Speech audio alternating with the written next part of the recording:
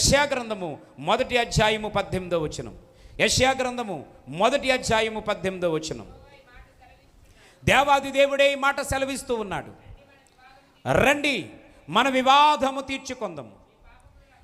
మీ పాపములు రక్తము వలె ఎర్రనివైనను అవి హిమము వలె తెల్లగా అయిపోతాయి.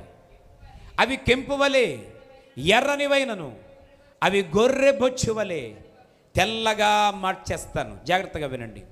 ఇక్కడ ప్రియమైన మిత్రులారా, 2 విషయాలను జ్ఞాపకం చేస్తున్నాడు.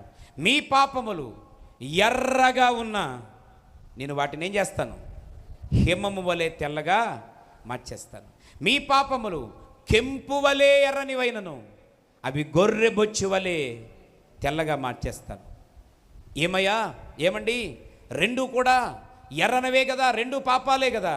ఎందుకు అలా చెప్పాడు అంటే జాగ్రత్తగా వినండి. 1, నీ పాపములు ఎర్రనివైనను, 2, నీ పాపములు కెంపు వలె ఎర్రనివైనను అన్నాడు. ఇక్కడ ఎర్రనివి అనంటే విడిచిపెట్టే పాపాలు, విడిచిపెట్టగలిగిన పాపాలు. జాగ్రత్తగా వినాలి. విడిచిపెట్టే పాపాలు, విడిచిపెట్టగలిగే పాపాలు. కెంపు అనగా గుడ్డ సిరిగిపోయిన.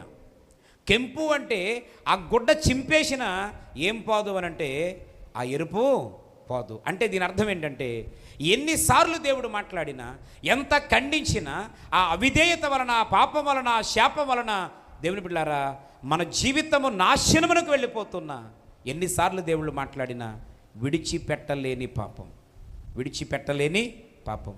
అంటే విడిచిపెట్టగలిగే పాపం, విడిచిపెట్టలేని పాపం. నీ పాపములు ఎర్రనివైనా, నీ పాపములు కెంపు వలె కఠినమైనవైనా రండి నా సన్నిధిలోకి రా, పశ్చాత్తాపపడు, సరి చేసుకో, లోబడు, కన్నీరు కార్చు. నేను వాటిని ఎలా మార్చేస్తాను? హిమము వలె, మంచు వలె తెల్లగా మార్చేస్తాను. గొర్రెబొచ్చు వలె తెల్లగా మార్చేస్తాను. దేవునికి మహిమ కలుగును గాక. హల్లెలూయా.